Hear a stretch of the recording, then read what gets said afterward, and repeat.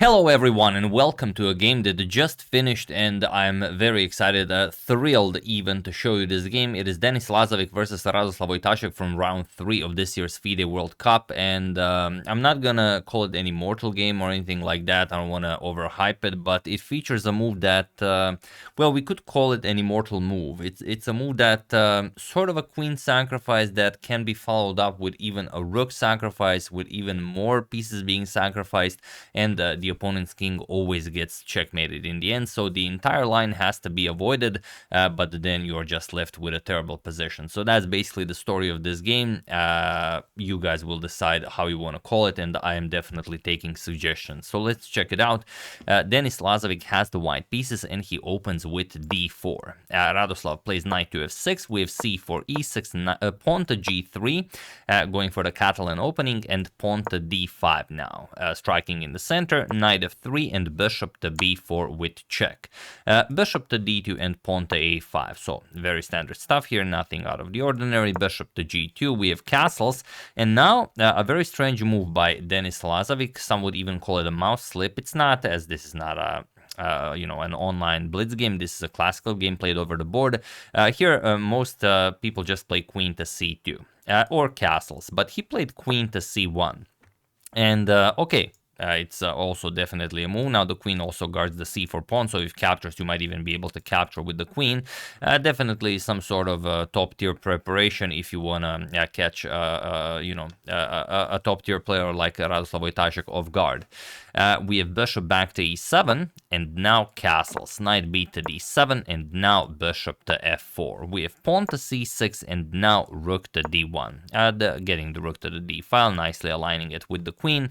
Pawn to a4, and now, while one might expect something like pawn to a3 to stop pawn to a3 from black, nope, we have queen to c2 now. So seemingly a loss of a tempo, just getting the queen to c1 and then to c2, but okay, it is now, as of move 11, that we have a completely new game. Radoslav plays pawn to h6, we have knight to e5 now, sort of stopping the advancement of the b pawn, as then the c6 pawn would hang, so queen to b6, and now we have knight captures on d7.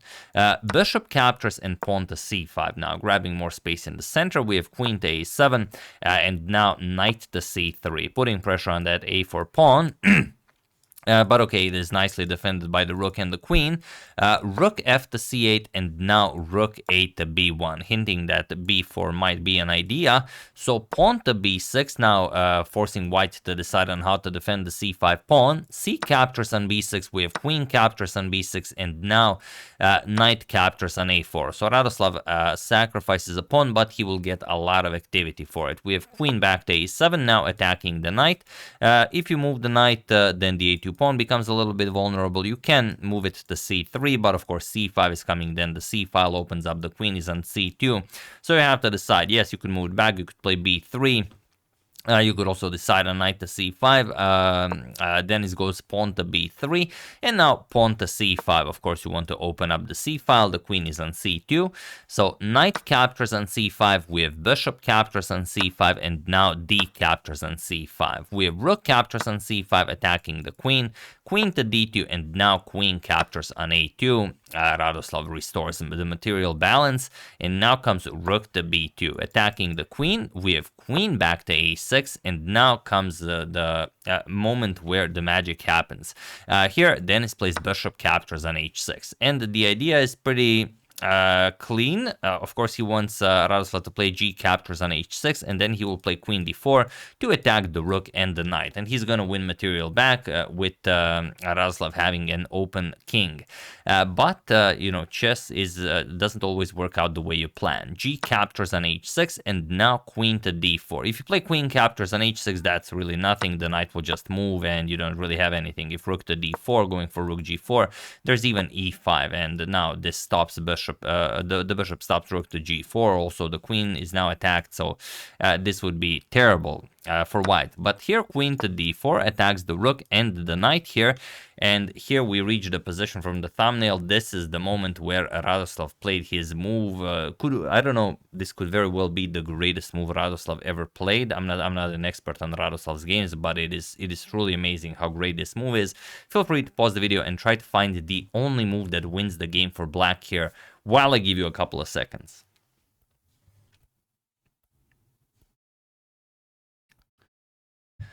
So for those of you who were able to do it, congratulations on seeing 50 moves into the future. And for those of you who just want to enjoy the show, it is queen to a1. That's right, offering a full queen to a1. And now look at this. White is really spoiled for choice here. You can capture the knight, you can capture the rook, and you can capture the queen. So a lot to consider here, and there's just no easy way to handle this. You have to do something about that queen, as it puts pressure on the rook. You can't just trade, for example, on c5, then queen captures, and d1 comes with check. So what can you do? Let's see Radoslav's original idea. What happens if we just take the queen? Well, okay, rook captures on a1, rook captures on a1 with check, and bishop to f1.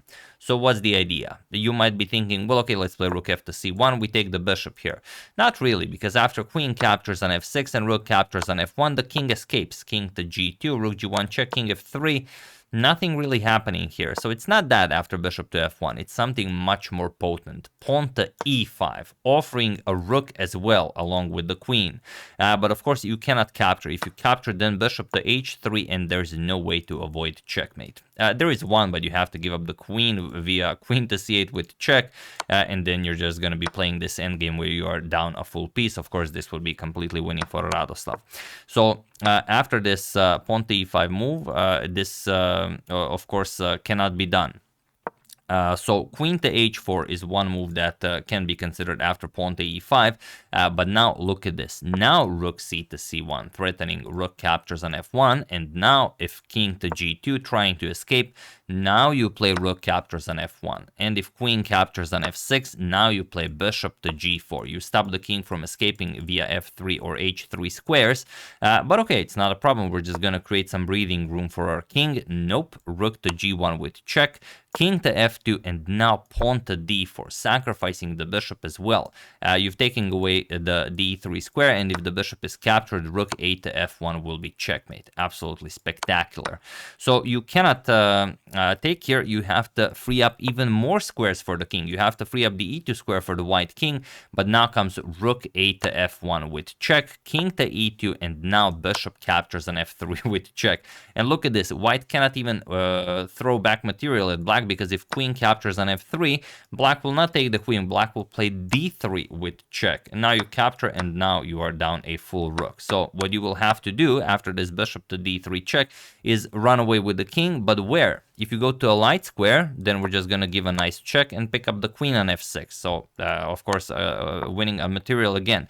And if king to d2, then just a very nice checkmate with rook to d1 check, king to c2, and rook to g2 checkmate. The pawn here covering the c3 square. Absolutely everything is covered. So that's what happens if you capture on a1. That is Radoslav's original idea, and of course you cannot play that. But what else can we play? Is there something that can be done here? Let's play pawn to f3. It's not like black is threatening anything. The white queen is defending both of the rooks. So what if we play f3? Just give the king some breathing room, and now the queen has to move. Nope, now you play rook to c1. Threatening rook captures on d1, and you cannot trade. If you trade, let's say captures, and you go king to f2, now comes rook to a1 with queen to g1 checkmate, or white will have to suffer severe material loss. There really isn't a way to escape this. So you cannot trade. What you can do is triple up here. You defend the rook with the queen and rook and offer a queen trade, but now look at how simple this is.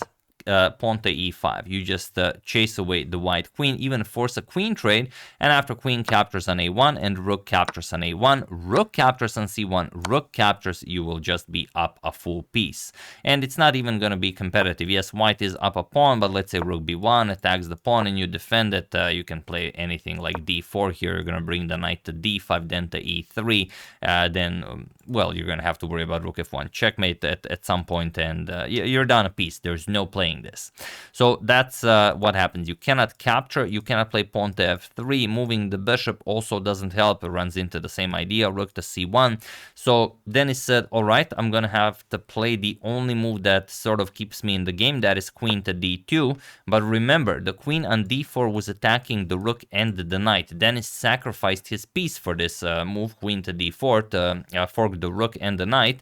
But there's just no way to win material back. Here, just queen to a3. And now the rook is defended, queen to d4 does nothing anymore. And now you have to continue this game, and you're just down a piece you sacrificed for no good reason. Well, it was a good reason, unless Radoslaw finds a rook, a queen to a1, which is pretty sensational. So here we have rook b back to b1, and just king g7, keeping all of the pieces defended. And Radoslav is asking Denis, what, do you have anything more here?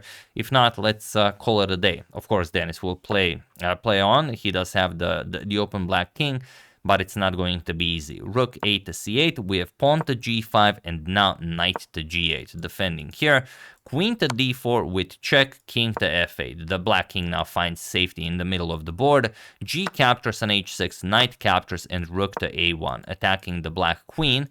Queen captures on b3, and now queen to h8 with check. Nicely connecting with the knight, but the knight, of course, is a tricky bastard.